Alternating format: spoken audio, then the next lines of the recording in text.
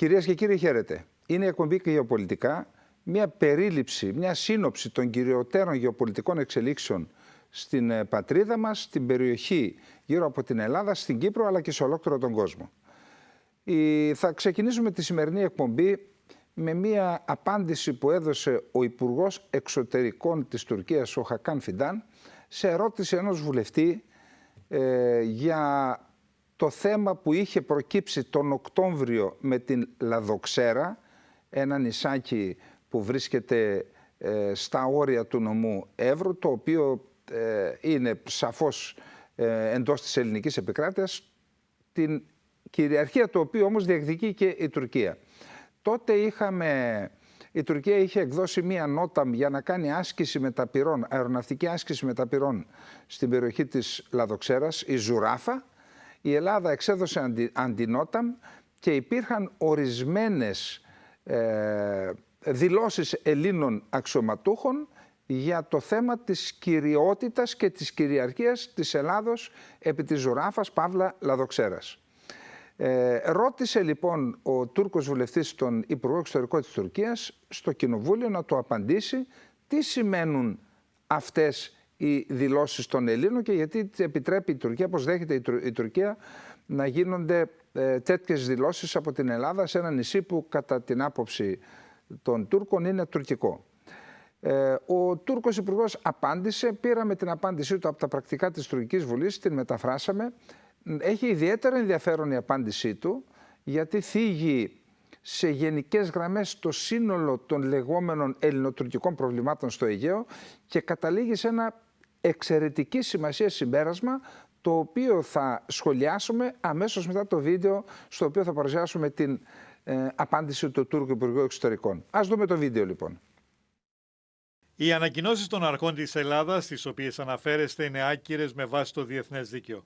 Μεταξύ της Τουρκίας και της Ελλάδας υφίστανται μια σειρά από αλληλοσυνδεόμενα προβλήματα στο Αιγαίο. Μεταξύ αυτών των προβλημάτων είναι και το γεγονός ότι υπάρχουν ορισμένες νησίδες και βραχονησίδες στο Αιγαίο, των οποίων η κυριαρχία δεν καθορίστηκε με βάση μια ισχύουσα διεθνή συμφωνία, η οποία να καθορίζει και τα θαλάσσια σύνορα μεταξύ των δύο χωρών. Οι βασικές διεθνείς συνθήκες που αφορούν την κυριαρχία στα νησιά του Αιγαίου είναι αυτές της Λοζάνης του 1923 και των Παρισίων του 1947. Οι συνθήκες αυτές περιέχουν λεπτομερείς υποχρεώσεις που σχετίζονται με την κυριαρχία των νησιών. Από την άποψη αυτή, η ερμηνεία των σχετικών άρθρων των συνθήκων Λοζάνης και Παρισίων είναι ένα νομικό θέμα. Το Υπουργείο μας έχει δηλώσει με διάφορους τρόπους ότι δεν θα αποδεχθούμε πιθανά τετελεσμένα που η Ελλάδα θα προσπαθήσει να δημιουργήσει σε γεωγραφικούς σχηματισμούς αμφισβητούμενου καθεστώτος, και οι ακριβείς απόψεις μας για το θέμα γνωστοποιήθηκαν στους Έλληνες ομολόγους και συνομιλητές μας γραπτώς με διάφορες ρηματικές διακοινώσεις και διαβήματα. Η λύση των προβλημάτων μας με την Ελλάδα, με την οποία είμαστε μέλη στην ίδια συμμαχία, θα καταστεί δυνατή να επιτευχθεί μέσω αμοιβαίας κατανόησης και διαλόγου. Όταν δει κανείς το θέμα από ιστορικής άποψης, τα νησιά του Ανατολικού Αιγαίου αποτελούν αντικείμενα στενού ενδιαφέροντος για την ασφάλεια της Τουρκίας. Όταν μεταβιβάστηκαν τα νησιά στην Ελλάδα, τέθηκε ο όρος αποστρατιωτικοποίησής τους. Η Τουρκία αντέδρασε στην στρατιωτικοποίηση των νησιών από την Ελλάδα, θέτοντας το θέμα με κατάλληλο τρόπο, με κάθε ευκαιρία στην ημερήσια διάταξη διεθνών οργανισμών όπως το ΝΑΤΟ και ο ΟΑΣΕ. Καλούμε την Ελλάδα να συμμορφωθεί με τις υποχρεώσεις που απορρέουν από τις συνθήκες. Επιπλέον, προβαίνουμε στις αναγκαίες διπλωματικές ενέργειες προς την ελληνική πρεσβεία στην Άγκυρα με βάση τις πληροφορίες που μας παρέχουν οι αρμόδιες αρχές. Εσχάτως το 2021 και το 2022 έχουν σταλεί 3 επιστολές στον ΟΗΕ με τις οποίες καταγράφηκαν οι νομικές διαφωνίες μας για το θέμα. Στις επιστολές τονίζεται η εγκύτητα των νησιών συμπεριλαμβανομένης της μεγίστης στην τουρκική υπηρετική χώρα και γνωστοποιήθηκε ότι η παραβίαση του καθεστώτος αποστρατιωτικοποίησης αποτελεί σοβαρό πρόβλημα ασφάλειας για την Τουρκία αλλά και για την περιοχή. Στις επιστολές αναφέρεται σαφώς ότι σε περίπτωση που δεν συμμορφωθεί με τις υποχρεώσεις που απορρέουν από τις προαναφερθήσεις συνθήκες, η Ελλάδα δεν μπορεί να επικαλείται και να προβάλλει στην Τουρκία θέματα κυριαρχίας συμπεριλαμβανομένου του αιτήματος οριοθέτησης των θαλασσίων ζωνών. Το θέμα παρακολουθείται από το Υπουργείο μας με την απαραίτητη ευαισθησία. Καταρχάς να κάνουμε έναν σχολιασμό για τον τρόπο με τον οποίο γράφτηκε αυτή η απάντηση. Ασφαλώς δεν είναι λόγια του Υπουργού Εξωτερικών. Είναι σαφές ότι είναι γραμμένα από χέρι έμπειρου διπλωμάτη που κατέχει το ζήτημα που σχετίζεται με τις διεκδικήσεις της Τουρκίας στο Αιγαίο. Αυτή είναι μια γενική παρατήρηση. Μια δεύτερη παρατήρηση έχει να κάνει με το θέμα ασφάλειας που λέει ότι δημιουργείται για την Τουρκία και για την περιοχή από τη στρατιωτικοποίηση των νησιών. Γιατί το λέει αυτό? Και κάπου πιο πριν από αυτή την αναφορά λέει ότι αν δει κανείς από ιστορικής απόψεως το θέμα, τα νησιά αποστρατιωτικοποιήθηκαν για λόγους ασφάλειας της Τουρκίας. Αυτό είναι αλήθεια. Το 1923 που υπογράφηκε η συνθήκη της Λοζάνης απήχε μόλις 4 χρόνια από την απόβαση των ελληνικών στρατευμάτων στη Σμύρνη. Και ορισμένες από τις διαδικασίες που αφορούσαν είτε τη μεταφορά προσωπικού, οπλισμού, πυρομαχικών, για ορισμένες από τέτοιες διαδικασίες χρησιμοποιήθηκαν τα νησιά ως βατήρες για αυτήν την ενέργεια που για τους Τούρκους θεωρείται επιθετική ενέργεια εις βάρος της Οθωμανικής Αυτοκρατορίας των σημερινών εδαφών της Τουρκίας. Και τότε, το 1923, επειδή ήταν φρέσκια η χρησιμοποίηση των νησιών για αυτή την επιθετική ενέργεια, όπως λένε οι Τούρκοι, απέτησαν την αποστατικοποίηση των νησιών. Τότε, υπό το πρίσμα των γεγονότων της εποχής, ναι, υπήρχε θέμα ασφάλειας. Τώρα δεν υπάρχει θέμα ασφάλειας. Η Ελλάδα έκανε ένα σημαντικό λάθος που δεν κατόρθωσε να συμπεριληφθούν τα νησιά στη συνθήκη του Μοντρέ του 1936. Εδώ να πούμε σε όσους από τους τηλεθεατές μας δεν το γνωρίζουν, ότι η Τουρκία το 1923, όταν είχε υπογράψει τη συνθήκη της Λοζάνης, δεν ασκούσε κυριαρχία στα στενά και των Δαρδανελίων και στη θάλασσα του Μαρμαρά και στα στενά της Κωνσταντινουπόλεως. Με τη συνθήκη του Μοντρέ αποκαταστάθηκε η κυριαρχία επί των στενών και είχε δικαίωμα να τα εξοπλίσει. Τότε η Ελλάδα έκανε το λάθος και δεν συμπεριέλαβε τα νησιά. Όμως οι συνθήκες έχουν αλλάξει. Αυτός που έχει πρόβλημα ασφάλειας είναι τα νησιά και όχι η μικρασιατική ενδοχώρα. Δεν υπάρχει κανένα ένδειξη από πλευράς της Ελλάδας ότι θέλει, έχει τη βούληση, έχει σχέδια επιχειρησιακά να χρησιμοποιήσει τα νησιά για επιθετικούς σκοπούς εις βάρος της Τουρκίας. Άρα οι όροι της συνθήκης της Λοζάνης που αφορούν τη στρατιωτικοποίηση, την αποστρατιωτικοποίηση των νησιών δεν ισχύουν, αφορούσαν άλλη ιστορική περίοδο. Η Ελλάδα δικαιούται να έχει στρατιωτικοποιημένα τα νησιά και ασφαλώς οι αιτιάσεις της Τουρκίας ότι τα νησιά δόθηκαν, ότι η κυριαρχία εξαρτάται από την αποστρατιωτικοποίηση, αυτό είναι εφεύρημα της Τουρκίας και είναι ένα άλμα λογικής και νομικό άλμα.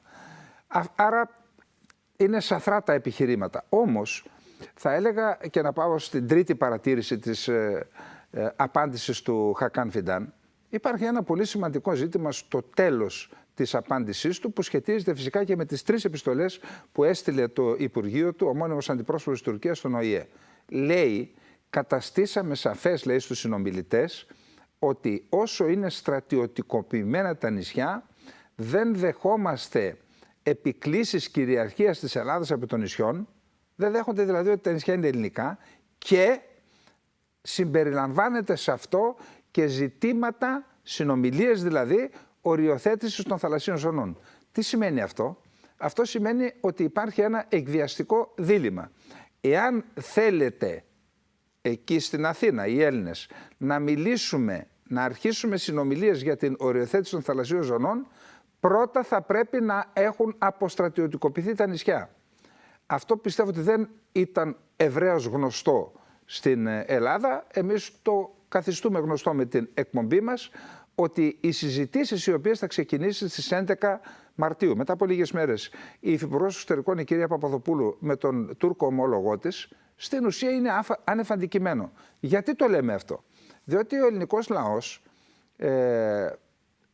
υπέστη μια, θα έλεγα, προπαγάνδα από αρθρογράφους οι οποίοι εκφράζουν την κυβέρνηση, ότι ή τώρα ή ποτέ πρέπει να τα βρούμε με την Τουρκία, μας παρουσίασαν ως ιερή γη, ιερό προορισμό την Χάγη, και τώρα είναι ευκαιρία να υπογράψουμε συνυποσχετικό με την Τουρκία, να πάμε στη Χάγη να λύσουμε τα προβλήματά μας. Ως διαδικασία γενικώς, νομίζω ότι είναι αποδεκτή από ένα μεγάλο κομμάτι των Ελλήνων, είτε είναι ειδικοί είτε ακαδημαϊκοί, αλλά και απλών πολιτών. Το Διεθνές Δικαστήριο να αποφασίσει τι ανήκει σε ποιον στο Αιγαίο και στην Ανατολική Μεσόγειο. Όμως, εδώ μπαίνει το εκβιαστικό δίλημμα. Μας λένε πρώτα αποστατικοποιήστε τα νησιά και μετά να αρχίσουμε να συζητάμε. Επίσης, ακόμα και σε περίπτωση που αυτό είναι αδιανόητο, να το σκεφτεί κανείς ότι θα αποστατικοποιηθούν τα νησιά, αλλά ακόμα σε θεωρητική βάση. Και αν αυτό θα μπορούσε να γίνει με κάποιο τρόπο, όταν αρχίσεις να συζητάς με τους Τούρκους, οι Τούρκοι θα σου θέσουν το ζήτημα της κυριαρχίας, όπως λέει μέσα η απάντηση, επί ορισμένων νησιών και νησίδων και βραχονησίδων. Δηλαδή, από πού να οριοθετήσουμε όταν δεν αναγνωρίζω την κυριαρχία σε μια σειρά από άλλα νησιά που δεν έχουν σχέση με τη στρατιωτικοποίηση. Γιατί τα λέμε αυτά? Ότι αυτή η διαδικασία που ξεκίνησε, της επιφανειακά τουλάχιστον, φαινομενικά τουλάχιστον, προσέγγιση της Ελλάδας με την Τουρκία, που κορυφώθηκε με την υπογραφή της διακήρυξης των Αθηνών στις 8 Δεκεμβρίου μεταξύ των κυρίων Μητσοτάκη και Ερντογάν, και θα ίσως να πάρει και την τελική μορφή με την επίσκεψη του Έλληνα Πρωθυπουργού, την ανταπόδοση της επίσκεψης του Ερντογάν στην Ελλάδα, στην Άγκυρα τον Μάιο, ότι εκεί πιθανόν να δούμε και την υπογραφή κάποιου συμφώνου μη επίθεσης. Θεωρώ λοιπόν, και αυτό ήταν και ο σκοπός της μετάφρασης της απάντησης, ότι δεν θα πρέπει να έχουμε ψευδαισθήσεις. Δεν υπάρχει καμία περίπτωση η Τουρκία να συνυπογράψει συνυποσχετικό με την Ελλάδα για την παραπομπή του ζητήματος στη Χάγη, εάν δεν αποστατικοποιηθούν τα νησιά, και να θέλει ο Ερντογάν δεν μπορεί να το κάνει, είναι δεσμευμένος, και αν δεν καθοριστεί με βάση τη λογική της Τουρκίας τι ανήκει σε ποιον στο Αιγαίο πέραν των 3 μιλίων που η Τουρκία έχει αποποιηθεί της κυριαρχίας οποιοδήποτε γεωγραφικού σχηματισμού πέραν των 3 μιλίων με βάση τη συνθήκη της Λοζάνης. Αυτά λοιπόν, είχαμε υποχρέωση ως εκπομπή να σας θέσουμε το θέμα, να γνωρίζουν οι Έλληνες ότι η Τουρκία θέτει εκβιαστικό δίλημμα αποστρατιωτικοποίηση στα νησιά, για να αρχίσουμε να μιλάμε για την οριοθέτηση και να περάσουμε στο δεύτερο θέμα. Και εκεί θεωρώ ότι και εκεί υπήρχε μία στρεβλή εικόνα, είχε δημιουργηθεί για το ζήτημα των F-16 της Τουρκίας. Η Τουρκία, να πούμε πολύ γρήγορα, ότι με βάση μία, όχι λανθασμένη, μία αυτοκτονική επιλογή του Ταΐπ Ερντογάν να προμηθευτεί υπερσύγχρονους αντιαεροπορικούς και αντιπυραυλικούς, ένα υπερσύγχρονο αντιαεροπορικό και αντιπυραυλικό σύστημα, το S-400 από την Ρωσία, το οποίο υποχρέωσε τον κατά τα άλλα φίλο του Ερντογάν, τον Ντόναλντ Τραμπ, να αποβάλει την Τουρκία από το πρόγραμμα των F-35. Αυτή η κατάσταση λοιπόν, το ότι η Τουρκία αποστερήθηκε από 100 αεροσκάφη F-35 που θα είχε προγραμματιστεί ως συμπαραγωγός χώρα να πάρει και να δώσει στην τουρκική πολεμική αεροπορία, να ενταχθούν στις τάξεις της τουρκικής πολεμικής αεροπορίας. Μετά λοιπόν από την αποστέρηση αυτής της δυνατότητας, η Τουρκία έμεινε με έναν παλιό στόλο F-16.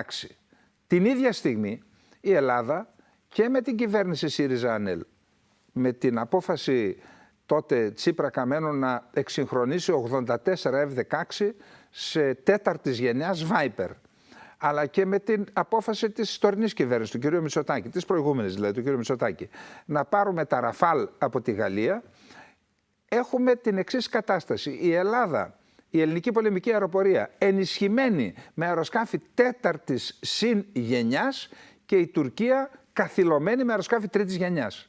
Αυτό λοιπόν η Τουρκία προσπάθησε να καλύψει αυτό το κενό. Δεν μπόρεσε να το καλύψει από καμία άλλη χώρα.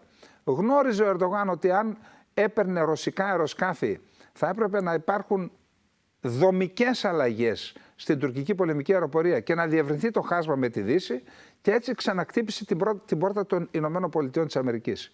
Όμως, για να καταστεί δυνατή η έγκριση της πώλησης των F-16 Viper στην Τουρκία, έπρεπε να σταματήσουν οι υπερπτήσεις στο Αιγαίο, σταμάτησαν, και έπρεπε η Ελλάδα από κατήγορος να μεταβληθεί σε συνήγορος. Και αυτό έγινε. Και έτσι θα έλεγε κανείς ότι αδειάσαμε και τις ομάδες πίεσης τις ελληνικές στις ΗΠΑ, αλλά και τους φίλους μας στο Κογκρέσο.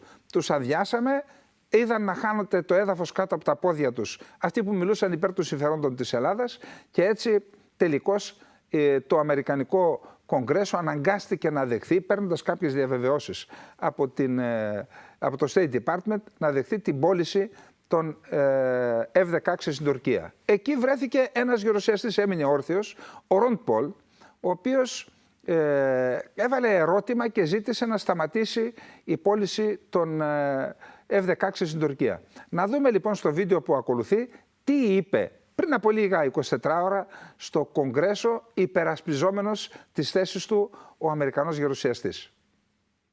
Όχι μόνο η Τουρκία εκβίασε τη συμμαχία καθυστερώντας την προσπάθεια της Σουηδίας να ενταχθεί στο ΝΑΤΟ, αλλά συνέχισε να απειλεί την Ελλάδα, έναν άλλο σύμμαχο του ΝΑΤΟ. Το 2022, τουρκικά μαχητικά αεροσκάφη και μη επανδρομένα οχήματα παραβίασαν τον ελληνικό εναέριο χώρο περισσότερες από 10.000 φορές. Ο πρόεδρος Ερντογάν συνέχισε την επιθετική ρητορική του, απειλώντας να πλήξει την Αθήνα με πυράβλους, ενώ είπε ότι οι τουρκικές δυνάμεις μπορεί να φτάσουν μία νύχτα ξαφνικά στην Ελλάδα. Αυτό ακούγεται σαν ασυνάρτητο παραλήρημα ενός ηγέτη που δεν δικαιούται να έχει τα πιο προηγμένα μαχητικά αεροσκάφη μας. Το State Department, στην έκθεση ανθρωπίνων δικαιωμάτων για την Τουρκία το 2022, εντοπίζει σημαντικά ζητήματα ανθρωπίνων δικαιωμάτων, όπως δολοφονίες, ύποπτους θανάτους ατόμων υποκράτηση, εξαφανίσεις, βασανιστήρια, αυθαίρετες συλλήψεις και συμπεριλαμβανομένων πολιτικών της αντιπολίτευσης, πρώην βουλευτών, δικηγόρων, δημοσιογράφων, ακτιβιστών για τα ανθρώπινα δικαιώματα, ακόμη και ενός υπαλλήλου της Αμερικανικής Διπλωματικής Αποστολής. Οι Ηνωμένες Πολιτείες δεν μπορούν με υπερηφάνεια να διακηρύσουν ότι τα ανθρώπινα δικαιώματα βρίσκονται στο επίκεντρο της εξωτερικής πολιτικής τους όταν εξοπλίζουν μια χώρα που διαπράττει κατάφορες παραβιάσεις των ανθρωπίνων δικαιωμάτων. Μόλις τον περασμένο Οκτώβριο, ένα αμερικανικό F-16 κατέριψε ένα τουρκικό μη επανδρωμένο αεροσκάφος στη Συρία που επιχειρούσε επικίνδυνα κοντά στις αμερικανικές δυνάμεις. Τον Νοέμβριο του 2022, μια επίθεση τουρκικού μη επανδρωμένου αεροσκάφους στις Συριακές Δημοκρατικές Δυνάμεις έθεσε τους Αμερικανούς στρατιώτες σε σημαντικό κίνδυνο, αναγκάζοντας τον Πεντάγωνο να ζητήσει άμεση αποκλιμάκωση. Τον Οκτώβριο του 2019, οι Αμερικανικές δυνάμεις δέχθηκαν πυρά τουρκικού πυροβολικού, κάτι που σύμφωνα με πηγές ήταν μια σκόπιμη προσπάθεια να αποθήσουν τα αμερικανικά στρατεύματα μακριά από τα βόρεια σύνορα της Συρίας. Σύμφωνα με πληροφορίες, ο βομβαρδισμός ήταν τόσο σφοδρός που το αμερικανικό προσωπικό σκέφτηκε να αντιπιτεθεί σε αυτοάμυνα. Υπάρχει επίσης το γεγονός ότι η Τουρκία, και αυτό δεν είναι ασήμαντο γεγονός, αγόρασε το σύστημα αεράμυνας και πυραυλικής άμυνας S-400 το 2019. Τι θα κάνει η Τουρκία την επόμενη φορά που θέλει κάτι από εμάς? Θα συμπεριφερθεί απλώς σαν κακός σύμμαχος και θα κρατήσει κάτι που χρειαζόμαστε προκειμένου να πάρει αυτό που θέλει? Επομένως, τόσο η κυβέρνηση του Τραμπ όσο και του Biden δεν εμπιστεύονται ότι η υποτιθέμενη σύμμαχός μας Τουρκία μπορεί να διατηρήσει ασφαλείς τις δυνατότητες των F-35. Αλλά τώρα δίνουμε τα F-16. Ίσως το Κογκρέσο θα πρέπει να εξετάσει μερικούς από τους τρόπους με τους οποίους η Τουρκία χρησιμοποίησε τα F-16 πρόσφατα. Τα αεροπλάνα που δίνουμε στους Τούρκους, τα F-16, ουσιαστικά χρησιμοποιούνται σε έναν άλλο πόλεμο με την Αρμενία. Η Τουρκία συνεχίζει επίσης να είναι ένας αναξιόπιστος σύμμαχος εντός του ΝΑΤΟ. Νομίζω ότι δεν χρειάζεται να σχολιάσουμε τίποτα. Η ρητορική του Ρον Πολ είναι η ρητορική που έπρεπε να ακολουθεί και η Ελλάδα. Της καταγγελίας μιας χώρας που κρατάει για 50 ολόκληρα χρόνια την Κύπρο υποκατοχή, το 40% της Κύπρου, με 40.000 στρατό, με έγκλημα πολέμου που συνεχίζει να διαπράττει με την δημογραφική αλλίωση και με τους επίκους. Η Τουρκία λοιπόν, αυτή θα έπρεπε να είναι η ρητορική της Ελλάδας και όχι η Ελλάδα συνήγορος της Τουρκίας στα εγκλήματα που κάνει. Να δούμε πώς απάντησε ο πρόεδρος της αρμόδιας επιτροπής του Κογκρέσου στον γερουσιαστή Ρον Πολ.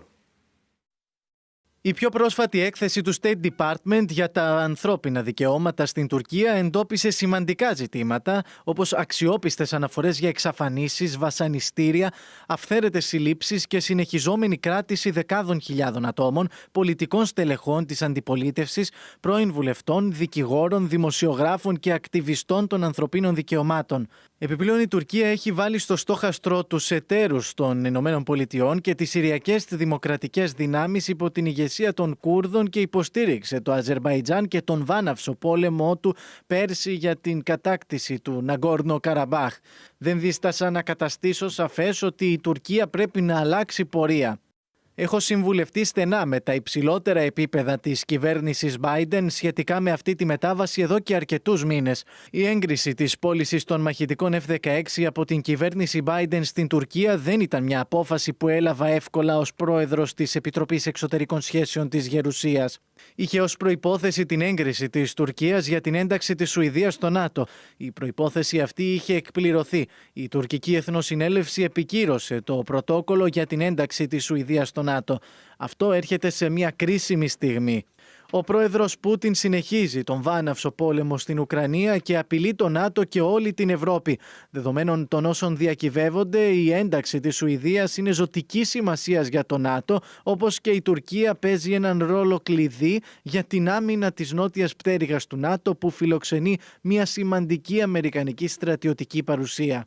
Ο στόλος των F-16 της Τουρκίας συμβάλλει στο ΝΑΤΟ, συμπεριλαμβανομένου του εύξηνου πόντου, κάτι που είναι κρίσιμο για την εθνική ασφάλεια. Αυτός είναι ο λόγος για τον οποίο είναι προς το συμφέρον της εθνικής ασφάλειας των ΗΠΑ και των συμμάχων μας για να αναβαθμίσουμε τον γερασμένο στόλο των F-16 της σε ένα πιο ικανό επίπεδο που θα είναι συμβατό με τις ΗΠΑ και τους εταίρους του ΝΑΤΟ. Αυτό ακριβώς κάνει αυτή η πώληση. Θα ανοίξει ένα σημαντικό νέο κεφάλαιο στη σχέση μας με την Τουρκία. Βλέπουμε λοιπόν ότι ο πρόεδρος της Επιτροπής είναι απολογητικός. Στην αρχή ακολουθεί την πολιτική του μια στο καρφί και μια στο πέταλο. Στην αρχή είναι έντονα επικριτικός, σχεδόν κατά τον ίδιο τρόπο με τον Ρον Πολ, και στη συνέχεια απολογητικός και δικαιολογεί λέει ότι δεν πήρα, λέει, ελαφρά την καρδία την απόφαση, δικαιολογεί την απόφασή του και μετά προσπαθεί να μας πει πόσο σημαντική είναι η Τουρκία για το ΝΑΤΟ. Και αυτό είναι μια ψευδαίσθηση που επικρατεί στις ΗΠΑ και προϊόντος του χρόνου όλο και περισσότεροι Αμερικανοί αξιωματούχοι και πολιτικοί παράγοντες θα αντιλαμβάνονται ποια είναι ο πραγματικός ρόλος της Τουρκίας στην περιοχή αλλά και στο ΝΑΤΟ. Αυτά λοιπόν και με τον πρόεδρο, να δούμε τι είπε και ο αντιπρόεδρος που κινείται στο ίδιο μήκος κύματος με τον πρόεδρο της Επιτροπής Εξωτερικών Σχέσεων, και να κλείσει το πρώτο μέρος. Θα επανέλθουμε αμέσως μετά το διαφημιστικό διάλειμμα.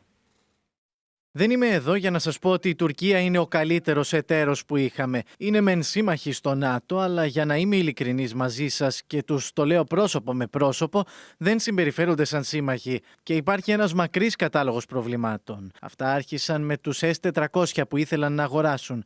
Εμείς τους προσφέραμε τους πυράβλους Patriot, όπως κάνουμε σε όλους τους συμμάχους μας στο ΝΑΤΟ, αλλά αυτοί επέλεξαν τους πυράβλους της Ρωσίας. Τότε βρισκόντουσαν σε διαδικασία αγοράς F-35, αλλά εμείς μπλοκάραμε την πώληση και τους κάναμε πολλές προσφορές για να προσπαθήσουμε να το επιλύσουμε. Δεν έγινε τίποτα. Μετά ήρθαν και μας είπαν ότι τα F-16 τους είχαν παλιώσει και έπρεπε να αναβαθμιστούν και να αγοράσουν νέα. Εκείνη την εποχή περίπου αποφάσισαν να μπλοκάρουν την είσοδο της Σουηδίας και της Φινλανδίας στο ΝΑΤΟ.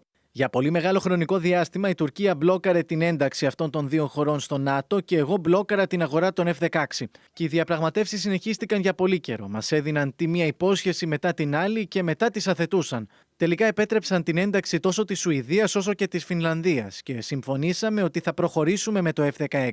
Το σημερινό ψήφισμα αναιρεί αυτή τη συμφωνία και μπορώ να καταλάβω πλήρως ότι οι γερουσιαστές είναι αναστατωμένοι με την Τουρκία για πολλούς λόγους, αλλά μια συμφωνία είναι συμφωνία. Είναι επιτακτική ανάγκη για τις Ηνωμένες Πολιτείες όταν δίνουμε τον λόγο μας για κάτι να τηρούμε τον λόγο μας. Θα συνεχίσουμε το επόμενο θέμα μας με μία έκθεση του Παρατηρητήριου Ανθρωπίνων Δικαιωμάτων που αφορά τις παραβιάσεις και τα πιθανά εγκλήματα πολέμου που διαπράττουν οι δυνάμεις κατοχής της Τουρκίας στα κατεχόμενα εδάφη της Συρίας. Έχουμε ένα σχετικό βίντεο για την αναφορά, για την έκθεση αυτή του Παρατηρητήριου Ανθρωπίνων Δικαιωμάτων. Απλά να υπενθυμίσουμε ότι η Τουρκία αυτή τη στιγμή έχει στρατιωτική παρουσία στις εξής γεωγραφικές περιοχές. Περιφέρειες της Συρίας.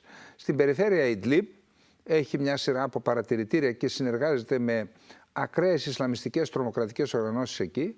Επίσης υπάρχει η περιφέρεια του Αφρίν, μια περιφέρεια όπου ο κουρδικός πληθυσμός έφτανε σε ποσοστό 98% και σήμερα έχει πέσει στο 25%. Δηλαδή έχει κάνει καταφανώς ένα έγκλημα πολέμου με τη δημογραφική αλλίωση, έχει εγκαταστήσει εκεί πληθυσμούς φιλικούς προς την Τουρκία.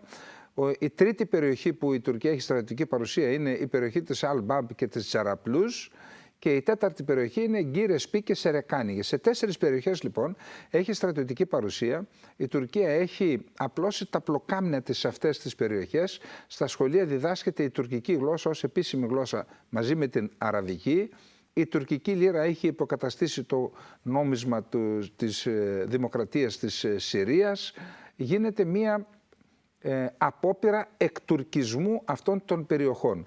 Και σε αυτήν την διαδικασία γίνονται και οι παραβιάσεις των ανθρωπίνων δικαιωμάτων για τις οποίες δεν μιλάει κανείς στον κόσμο εκτός από το Παρατηρητήριο Ανθρωπίνων Δικαιωμάτων. Να δούμε λοιπόν ποιες είναι αυτές οι παραβιάσεις της Τουρκίας και θα σχολιάσουμε αμέσως μετά. Το Παρατηρητήριο Ανθρωπίνων Δικαιωμάτων κατηγόρησε την Τουρκία για πολλές παραβιάσεις των ανθρωπίνων δικαιωμάτων στις περιοχές της Βόρειας Συρίας, που ελέγχονται από τις τουρκικές δυνάμεις και τους συμμάχους τους. Η Συρία έχει κατακαιρματιστεί μετά τον εμφύλιο του 2011 και ο τουρκικός στρατός μαζί με ομάδες ανταρτών που στηρίζει ελέγχουν 2 μεγάλες περιοχές στη Μεθόριο με την Τουρκία. Η Τουρκία ευθύνεται για σοβαρές παραβιάσεις και πιθανά εγκλήματα πολέμου που διέπραξαν μέλη των δυνάμεών της και τοπικές ένοπλες ομάδες που υποστηρίζει στη Βόρεια Συρία, ανέφερε το Παρατηρητήριο Ανθρωπίνων Δικαιωμάτων σε έκθεσή του. Τούρκοι αξιωματούχοι σε κάποιες περιπτώσεις ενεπλάκησαν άμεσα σε προφανή εγκλήματα πολέμου, πρόσθεσε η έκθεση.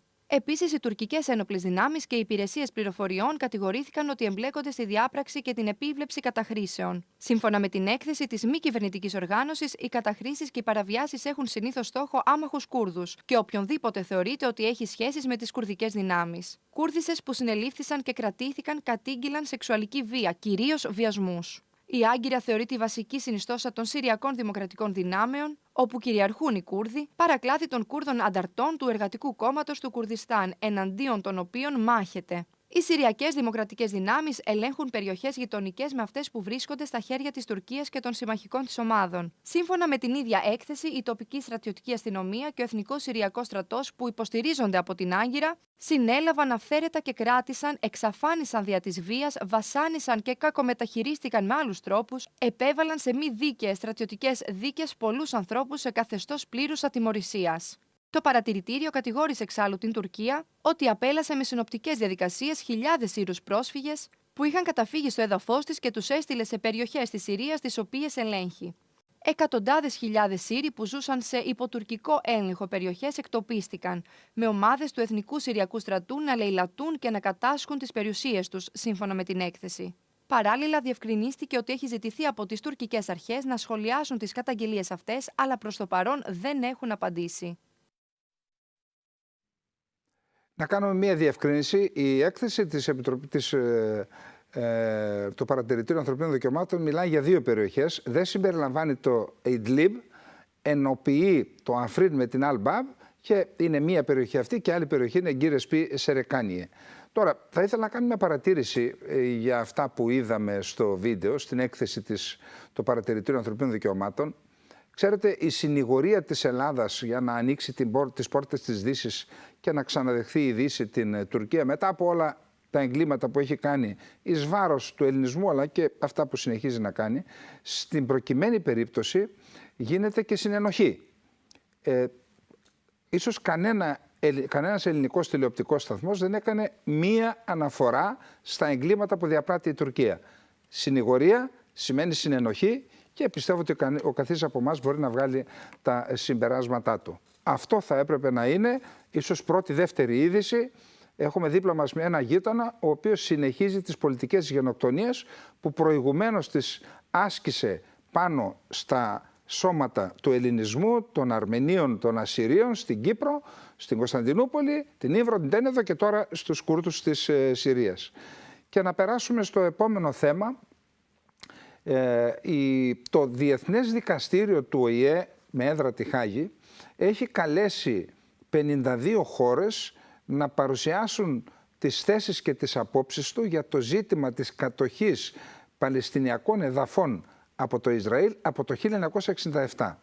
Η Τουρκία λοιπόν ήταν μία από αυτές τις χώρες που συμμετείχε σε αυτήν τη διαδικασία και μάλιστα αυτός ο οποίος βρέθηκε στη Χάγη για να στηρίξει τις θέσεις της Τουρκίας ήταν ο υφυπουργός Υφυπουργός Εξωτερικών της Τουρκικής Δημοκρατίας, ο κύριος Αχμέτ Γιλντίζ. Για να δούμε μερικά από τα μαργαριτάρια που είπε στο δικαστήριο. Η Άγκυρα, δια του Τούρκου Υφυπουργού Εξωτερικών Αχμέτ Γιλντίζ, κατά την ακρόαση των επιχειρημάτων της Τουρκίας στο Διεθνές Δικαστήριο της Χάγης για τις νομικές συνέπειες των πρακτικών του Ισραήλ στην Παλαιστίνη, αξιώνει και απαιτεί σεβασμό και εφαρμογή των αποφάσεων της Γενικής Συνέλευσης και του Συμβουλίου Ασφαλείας των ΗΕ από το Ισραήλ, υποστηρίζοντας ότι το Ισραήλ παραβιάζει το διεθνές δίκαιο που πρέπει να αποκατασταθεί. Ο Τούρκος Υφυπουργός κατηγόρησε το Ισραηλινό κράτος ότι κατά τις δεκαετίες της κατοχής Παλαιστινιακών εδαφών από το 1967 στερεί από τους Παλαιστινίους βασικά δικαιώματα και σε πολλές περιπτώσεις οδηγεί στον εκτοπισμό του σε άλλα κράτη. Τα αναφέρει όλα αυτά ο εκπρόσωπος ενός κράτους κατακτητή, ενός κράτους που κατέχει και κάνει ακριβώς τα ίδια με αυτά για τα οποία κατηγορεί το Ισραήλ. Ενός κράτους τρομοκράτη στην ουσία. Τι άλλο είπε?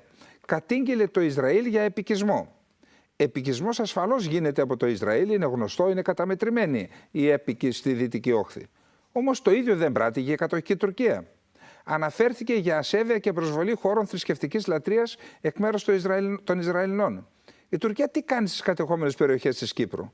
Ούτε θρησκευτικούς χώρους σεβάστηκε, ούτε ιστορικούς, ούτε πολιτιστικούς, ούτε καν νεκροταφεία. Για να μην αναφέρουμε την Αγία Σοφία και την μονή της χώρας.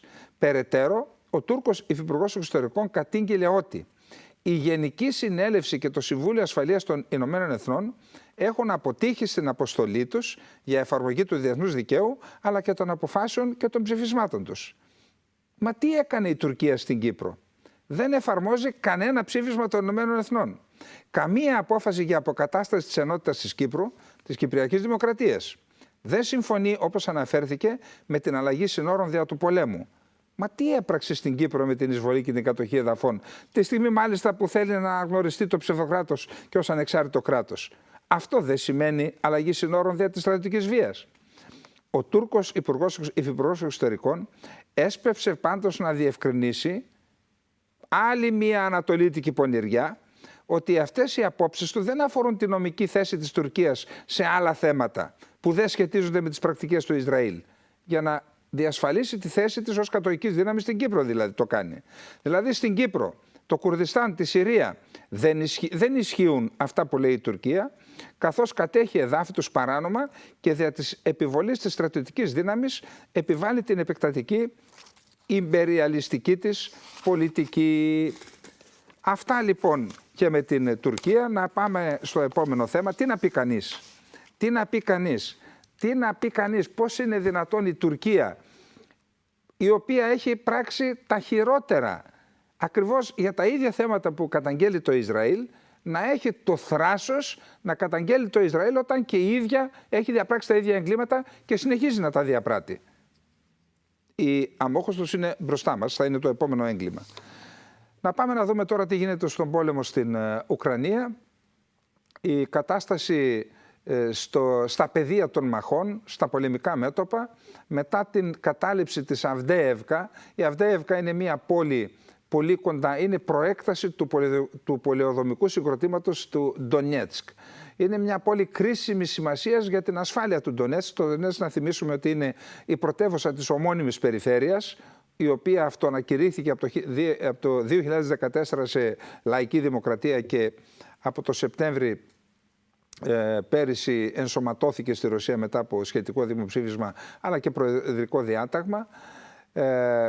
Το Ντονέτσκ λοιπόν, από την Αυντέευκα ο Ουκρανικός στρατός βομβάρδισε το Ντονέτσκ από το 2014 μέχρι πρόσφατα. Ήταν μια κρίσιμη πόλη για την ασφάλεια της πρωτεύουσας της ομώνυμης περιφέρειας. Με την κατάληψη λοιπόν της Αυντέευκα ασφαλίζεται περισσότερο το Ντονέτσκ. Από εκεί και μετά στα πεδία των επιχειρήσεων δεν έχουμε ιδιαίτερες αλλαγές. Έχουν κάποιες μικρές προελάσεις οι ρωσικές δυνάμεις, όμως σε γενικές γραμμές θα μπορούσε να πει κανείς ότι τα μέτωπα είναι στατικά. Αυτή η κατάσταση στα μέτωπα είναι στατική. Τι συμβαίνει λοιπόν? Έχουμε αλλαγή ηγεσίας των ενόπλων δυνάμεων. Τη θέση του προηγούμενου, του Ζαλούζνιου, αρχηγού ΓΕΘΑ, πήρε ο Σίρσκι, ο μέχρι πρότινος διοικητής του στρατού Ξηράς. Αυτός, σε συνεργασία με τον πρόεδρο της Δημοκρατίας, τον Ζελένσκι, και τον νέο Υπουργό Άμυνας, τον Ουμάροφ, προετοιμάζουν ένα νέο σχέδιο για κινητοποίηση, επιστράτευση περίπου 500.000 Ουκρανών και να ξεκινήσει η τρίτη αντεπίθεση, δεδομένου ότι η πρώτη αντεπίθεση ήταν επιτυχής. Απελευθερώθηκαν αρκετά τμήματα στο βορειοανατολικό μέτωπο και επίσης απελευθερώθηκε και η Χερσόνα. Η δεύτερη αντεπίθεση είναι αποτυχημένη, δεν πέτυχαν τον αντικειμενικό σκοπό που ήταν η έξοδος στις ακτές της Αζωφικής θάλασσας και η αποκοπή της Χερσονήσου, της Σταυρικής Χερσονήσου, της Κριμαίας δηλαδή, από την Νότια Ρωσία δια Ξηράς. Δεν πέτυχαν αυτόν τον σκοπό, τώρα ετοιμάζουν την τρίτη αντεπίθεση. Όμως υπάρχουν ορισμένα αντικειμενικά ζητήματα, προβλήματα. Τα αντικειμενικά προβλήματα είναι η ροή του οπλισμού και των οπλικών συστημάτων και των πυρομαχικών από τη Δύση. Δεν είναι αυτή που επιθυμεί η Ουκρανία. Σύμφωνα με δηλώσεις Ουκρανών αξιωματούχων έχουμε μόνο το 30% των πυρομαχικών που έχει υποσχεθεί η Δύση έχουν φτάσει στην Ουκρανία. Επίσης υπάρχουν ορισμένα προβλήματα οργανωτικής φύσεως αλλά και υποδομών για τα F-16 που υποσχέθηκαν οι χώρες της Ευρώπης να παραχωρήσουν στην Ουκρανία. Θα έλεγε κανείς όμως το σημαντικότερο πρόβλημα είναι τα 60 δισεκατομμύρια δολάρια που έχει προϋπολογίσει ο Λευκός Οίκος, ο Biden έχει αποφασίσει να δοθούν ως βοήθεια οικονομική και στρατιωτική στην Ουκρανία. Όμως εκεί, όπως προκύπτει από πρόσφατη συνάντηση του Προέδρου της Βουλής των Αντιπροσώπων που ελέγχεται από τους Ρεπουμπλικάνους με τον Πρόεδρο Biden, ο Τζόνσον, ο Πρόεδρος της Επιτροπής της Βουλής των Αντιπροσώπων, δήλωσε ξεκάθαρα ότι για μας, για τους Ρεπουμπλικάνους δηλαδή, για τη Βουλή των Αντιπροσώπων, προτεραιότητα είναι η ασφάλεια των συνόρων με το Μεξικό και όχι τα μέτωπα της Ουκρανίας. Φαίνεται λοιπόν, ή τουλάχιστον δεν διαφαίνεται στο εγγύς μέλλον, κάποια πιθανότητα να απελευθερωθούν τα 60 δισεκατομμύρια. Σε περίπτωση που δεν απελευθερωθούν τα 60 δισεκατομμύρια και όπως θα δούμε παρακάτω ποιες είναι οι προοπτικές για τις εκλογές στις ΗΠΑ, το βάρος της υποστήριξης της Ουκρανίας με οπλικά συστήματα και πυρομαχικά, αλλά και στον τομέα της οικονομίας, γιατί υπάρχουν προβλήματα στη λειτουργία του Ουκρανικού κράτους, πέφτει στις πλάτες της Ευρωπαϊκής Ένωσης. Και εκεί υπάρχουν αμφιβολίες κατά πόσο η Ευρωπαϊκή Ένωση, δηλαδή και η αμυντική της βιομηχανία, αλλά και η κοινή γνώμη, οι κυβερνήσεις, είναι σε θέση να σηκώσουν το βάρος της υποστήριξης των Ουκρανικών ενόπλων δυνάμεων για να αντιπαρατεθούν σε έναν αγώνα που μετατρέπεται σταδιακά σε πόλεμο φθοράς εναντίον της Ρωσίας. Είναι ένα τεράστιο ζήτημα αυτό που έρχεται σε μια στιγμή που επικρατεί μεγάλος προβληματισμός στην Ευρώπη μετά τις δηλώσεις του Τραμπ, ο οποίος είπε ότι δεν θα υποστηρίξει τις χώρες του ΝΑΤΟ που δεν έχουν εκπληρώσει τις υποχρεώσεις τους να έχουν 2% επί του ΑΕΠ αμυντικές δαπάνες. Και μάλιστα απείλησε ότι ίσως να αποχωρήσει και από το ΝΑΤΟ, κάτι που είναι ένα ασθενέστατο ενδεχόμενο. Πάντως υπάρχει ένας μεγάλος προβληματισμός στην Ευρώπη.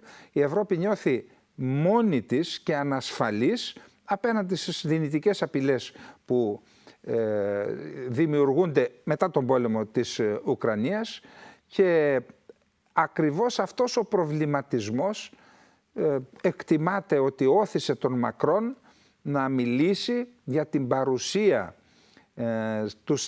δυνάμεων από τους στρατούς χωρών της Ευρώπης που είναι μέλη του ΝΑΤΟ στα μέτωπα της Ουκρανίας. Αυτό λοιπόν συζητήθηκε σε πρόσφατη σύσκεψη που έγινε στο Παρίσι για την Ουκρανία. Παρευρέθηκε ο Έλληνας Πρωθυπουργός εκεί. Ο Έλληνας Πρωθυπουργός απέκλεισε ένα τέτοιο ενδεχόμενο, να πάνε δηλαδή στρατεύματα ελληνικά στην Ουκρανία. Πάντως η δήλωση αυτή του Μακρόν, που υποστηρίχθηκε και από τον Πρωθυπουργό και από τον Υπουργό Άμυνας της Γαλλίας, δημιούργησε προκάλεσε πολλές αντιδράσεις.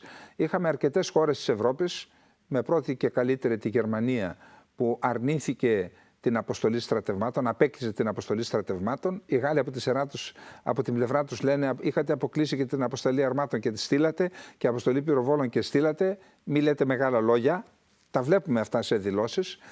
Εν πάση περιπτώσει, είχαμε και αντίδραση από τη Ρωσία. Πριν πάμε στις αντιδράσεις από τη Ρωσία και προσωπικά του Πούτιν, και όχι μόνο, να πούμε ότι να δούμε για ποιο λόγο έκανε αυτή τη δήλωση ο Μακρόν. Απλά να υπενθυμίσουμε στους τηλεθεατές μας ότι η Γαλλία είναι η μοναδική πυρηνική δύναμη στην Ευρώπη. Στην Ευρωπαϊκή Ένωση. Μετά την αποχώρηση της Βρετανίας από την Ευρωπαϊκή Ένωση, η Γαλλία είναι η μοναδική πυρηνική δύναμη. Μπορεί κανείς να θεωρήσει ότι οι κινήσεις αυτές του Μακρόν γίνονται για να δείξουν στην Ευρώπη ότι μπορεί η οικονομική δύναμη να θεωρείται, η μεγάλη οικονομική δύναμη να θεωρείται ότι είναι η Γερμανία, παρά τα προβλήματα της γερμανικής οικονομίας, όμως η στρατιωτική δύναμη είμαστε εμείς, είμαστε οι Γάλλοι. Αυτό λοιπόν πιθανόν να είναι ένας από τους λόγους, μαζί με ό,τι άλλο αναφέραμε ως τώρα, να δούμε τι απάντησε ο Πούτιν. Ο Πούτιν από την πλευρά του υπενθύμησε ότι ότι η Ρωσία είναι μια πυρηνική δύναμη, ότι υπενθύμησε ότι είχε πει στον Μακρόν πριν 2 χρόνια ότι αν φτάσουμε σε σύγκρουση θα χρησιμοποιήσουμε πυρηνικά όπλα όπου δεν θα υπάρχει νικητής. Άρα έκανε υπόμνηση στη χρήση πυρηνικών όπλων. Είχαμε ανταπάντηση από την Ευρωπαϊκή Ένωση, από τον Πίτερ Στάνο, τον εκπρόσωπο της Κομισιόν για εξωτερικά θέματα, ο οποίος είπε ότι υπεύθυνος για ό,τι συμβαίνει είναι ο ίδιος ο Πούτιν με την εισβολή στην Ουκρανία. Είχαμε απάντηση και από τον Υπουργό Άμυνας της Γαλλίας. Πάντως θα έλεγε κανείς ότι δεν πήραν καλό μονοπάτι η ηγεσία της Ευρώπης και της Ρωσίας μετά από 2 χρόνια πολέμου στην Ουκρανία. Πριν περάσουμε στο επόμενο θέμα, που είναι ο άλλος πόλεμος, ο πόλεμος στη Γάζα, να σημειώσουμε το εξής, κάτι επιχειρησιακό. Τις τελευταίες μέρες, με βάση ουκρανικές πηγές, έχουν καταρρίψει μέσα σε 13 μέρες 10 ή 13 ρωσικά μαχητικά αεροσκάφη. Εδώ λοιπόν φαίνεται, από δημοσιεύματα του Forbes, φαίνεται ότι έχει αλλάξει το επιχειρησιακό δόγμα χρήσης των αντιαεροπορικών συστοιχειών από πλευράς της Ουκρανίας, ότι αντί να προστατεύουν πόλεις, πλέον έχουν προωθηθεί στα μέτωπα, και έτσι τα αεροσκάφη που παρέχουν εγγύς αεροπορική υποστήριξη, τα ρωσικά αεροσκάφη, στις επιτιθέμενες δυνάμεις του ρωσικού στρατού, είναι εντός της εμβέλειας είτε των Patriot είτε των Aspide και άλλων αντιαεροπορικών συστημάτων, των S-200 που έχουν οι Ουκρανοί. Μάλιστα λένε ότι με ένα S-200 κατέριψαν ένα Μπεργέ Α-50 στα 120 χιλιόμετρα. Αυτό το λέμε, τα έβγαλαν από τις αποθήκες στα σοβιετικά S-200 και κατέριψαν αεροπλάνο στα 120 χιλιόμετρα. Αυτό το λέμε για όσους θεωρούν ότι η S-300 που έχουμε στην Κρήτη ότι είναι ένα απερχαιωμένο όπλο. Είναι τεράστιο λάθος. Συνεχίζει να είναι από τα πιο σύγχρονα αντιαεροπορικά και αντιπυραυλικά συστήματα, υπό την προϋπόθεση ότι θα το εξυγχρονίζουμε. Άρα, εάν υπάρχουν σκέψεις να δοθεί στην Ουκρανία, θα πρόκειται για ένα εθνικό έγκλημα που θα διαπράξει αυτός που θα αποφασίσει να αποστερήσει από τις ελληνικές ένοπλες δυνάμεις αυτό το υπερσύγχρονο, πανάκριβο και εξαιρετικά αναγκαίο όπλο για την ελληνική αεράμινα. Να θυμίσουμε ότι η S-300 στην Κύπρο είναι η σύζευξη του εναέριου χώρου της Ελλάδας και της Κυπριακής Δημοκρατίας. Να περάσουμε λοιπόν στον πόλεμο στη Γάζα. Εκεί η κατάσταση θα έλεγε κανείς ότι είναι χαοτική. Είμαστε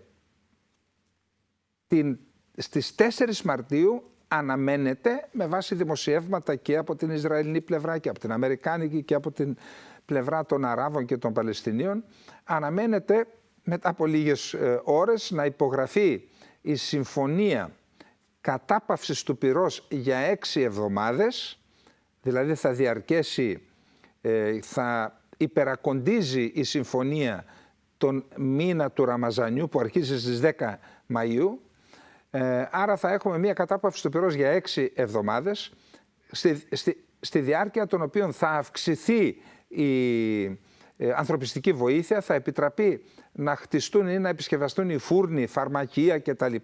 Για να μπορέσουν να εξυπηρετηθούν οι κάτοικοι της Γάζας και θα απελευθερωθούν 40 Ισραηλοί όμηροι, 1/10 και 400 Παλαιστίνοι κρατούμενοι από τις Ισραηλινές φυλακές με τη δέσμευση ότι δεν θα ξανασυλληφθούν. Ενώ λοιπόν περιμένουμε να γίνει